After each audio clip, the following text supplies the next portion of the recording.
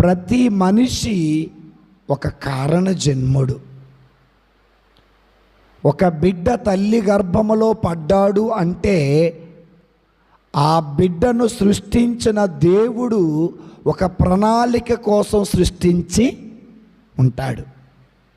సృష్టించేవాడు దేవుడు, జన్మనిచ్చేది తల్లి. అయితే ఈ రోజున మన కుటుంబాలలో బిడ్డలు ఉన్నారు, కుమారుడు కానీ కుమార్తె కానీ ఉన్నారు. అయితే దేవుడు వారిని ఎందుకు సృష్టించాడు?